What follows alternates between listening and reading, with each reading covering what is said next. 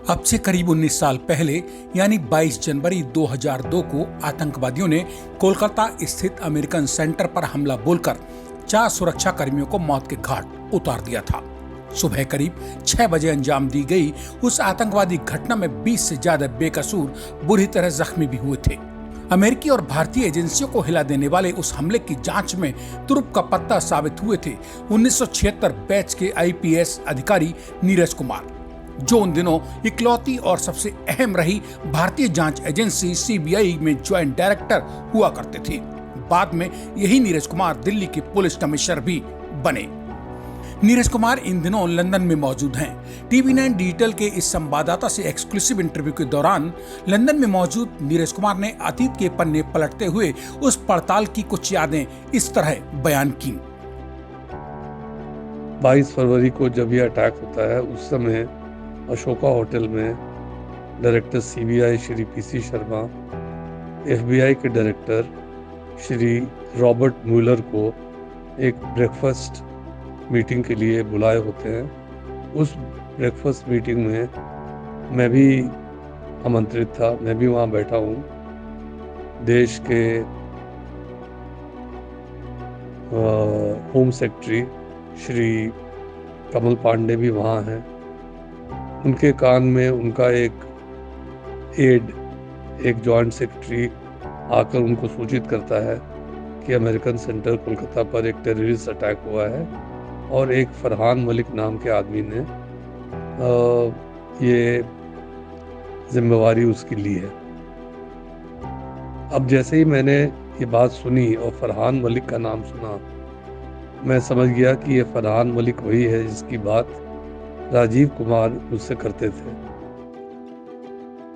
नमस्कार दोस्तों, आप सुन रहे हैं टीवी9 डिजिटल पर पॉडकास्ट की ये विशेष कड़ी और मैं हूं आपके साथ आपका दोस्त संजीव चौहान, हमेशा की तरह भी इस बार क्राइम के एक नए और हैरान कर देने वाले किस्से को लेकर।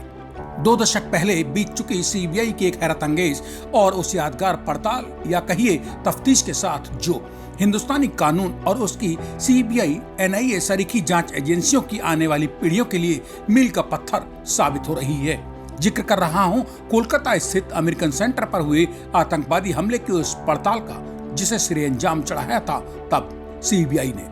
उस हमले के मास्टरमाइंड को दुबई के जबड़े से घसीटकर दिल्ली ले आने वाले दिल्ली के पूर्व पुलिस आयुक्त नीरज कुमार बताते हैं।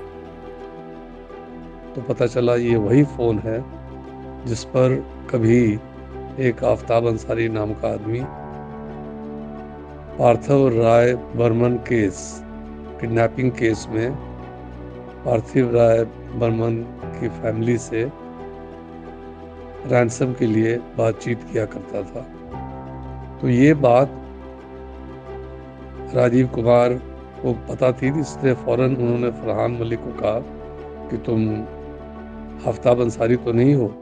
तो तुरंत कॉल करने वाले ने फ़ोन काट दिया।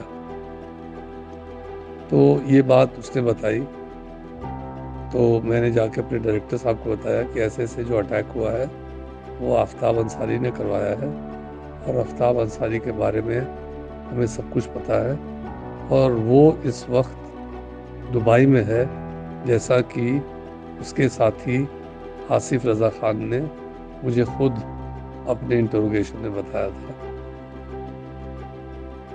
उस जमाने में अंडरवर्ल्ड डॉन दाऊद इब्राहिम के बाद जराइम की दुनिया में अगर किसी की तूती बोलती थी तो वो यही खूनी इरादों वाला देश का दुश्मन आफ्ताब अंसारी था।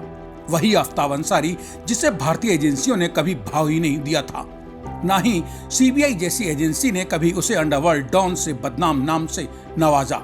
देश के दबंग आईपीएस नीरज कुमार तो उसे आज भी गैंगस्टर, गुंडा कहकर ही बुलाते हैं। जराइम की दुनिया की खबरों की तमाम भीड़ से हटकर पेश की जा रही पॉडकास्ट की इस विशेष कड़ी में मैं यानी आपका दोस्त संजीव चौहान बेबाक जिक्र कर रहा है उसी आफ्ताब अंसारी को हिंदुस्तानी हथकड़ियों में जकड़े जाने की सच्ची कहानी का। 1990 के दशक में जिसे अंडरवर्ल्ड डॉन दाऊद इब्राहिम अपना राइट हैंड माना करता था। ऐसे खतरनाक और भारत के बदनाम दुश्मन आफ्ताब अंसारी की तलाश में सेंट्रल इंटेलिजेंस एजेंसी यानी सीआईए और फेडरल ब्यूरो ऑफ इन्वेस्टिगेशन जैसी दुनिया की मशहूर अमेरिकन एजेंसियां जनवरी-फरवरी सन 2002 में हिंदुस्तान की राजधानी दिल्ली में मौजूद रहकर हाँफ रही थीं। अमेरिकन जांच एजेंसियां भला आफ्ताब की एक झलक पाने को बेताब भी क्यों ना होती। कोलकाता स्थित उनके अमेरिकन सेंटर पर आतंकवादी हमले का मुख्य षड्यंत्रकारी भी तो वही था। यह अलग बात है कि जिस आफ्ताब अंसारी की चाहत में अमेरिकन एजेंसियां भारत की राजधानी नई दिल्ली की भीड़ में भटक रही थीं, उस आफ्ताब अंसारी की जन्म कुंडली पहले से ही नीरज कुमार अपनी जेब में रखकर घूम रहे थे। ये जन्म कुंडली उन्होंने तैयार की थी बिहार की राजधानी पटना स्थित पासपोर्ट कार्यालय से। हिंदुस्तानी हुकूमत जानती थी कि दुबई की मांद में दुम दबाकर जा छिपे डॉन आफ्ताब अंसारी को काबू करने में हमें बहुत मेहनत लगेगी और वक्त भी खराब होना लाजमी है। लिहाजा लोहा गरम देख और आफ्ताब अंसारी तक अमेरिकन एजेंसियों की पहुंचने की बेताबी ताड़ चुके सीबीआई के ज्वाइंट डायरेक्टर नीरज कुमार ने पड़ताल के बीच में ही हिंदुस्तानी प्रधानमंत्री अटल बिहारी वाजपेयी को भी ले आना मुनासिब समझा। बजरिए सीबीआई के उस समय डायरेक्टर रहे और पूर्व आईपीएस अधिकारी पीसी शर्मा। नीरज कुमार की रणनीति कामयाब रही। प्रधानमंत्री अटल बिहारी वाजपेयी से इजाजत मिलते ही नीरज कुमार के पास मौजूद आफ्ताब अंसारी की जन्म कुंडली वाली फाइल अमेरिकी एजेंसियों के हवाले कर दी गई। तो ये सारी जानकारी मैंने श्री केसी सिंह, जो हमारे एम्बेसडर दुबई में थे, यूएई में थे, उनको मैं ये सारी इंफॉर्मेशन पास ऑन करता हूँ और उनसे रिक्वेस्ट करता हूँ कि वो किसी भी तरह आफ्ताब अंसारी को दुबई में पकड़वाएं और पकड़वा कर हमें सूचित करें। तो ये हो जाती है बात।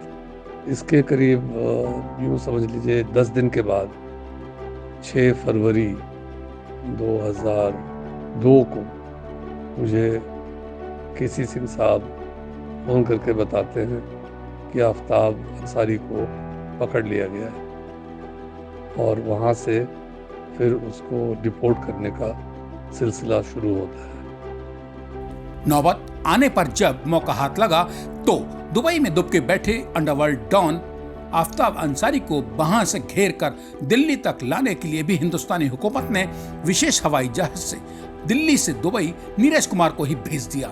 10 फरवरी सन 2002 को दुबई ने भारत अमेरिका का मोस्ट वांटेड और दाऊद इब्राहिम के मुंह लगे आफ्ताब अंसारी को नीरज कुमार के हवाले कर दिया। मई गुजरात के गैंगस्टर राजू अनटकट के। आफ्ताब अंसारी और राजू अनटकट के साथ चार्टर्ड प्लेन में बैठते ही सीबीआई अफसरों ने उन दोनों के हाथों में जड़ी हथकड़ियों को खोल दिया। एक हवाई जहाज में दो अंडरवर्ल्ड डॉन को भारत लाने वाली टीम में सीबीआई के डिप्टी एसपी एमसी शाहानी भी मौजूद थे, जिन्होंने गैंगस्टर राजू अनटकट को हवाई जहाज में अपने कब्जे में ले रखा था। देश के दुश्मन को दुबई के जबड़े से दिल्ली तक घसीट लाने वाले नीरज कुमार सीबीआई को उस यादगार पड़ताल का श्रेय अकेले लेकर सफलता का सेहरा अपने ही सिर बांधने को कतई राजी या उतावले नजर नहीं आते हैं।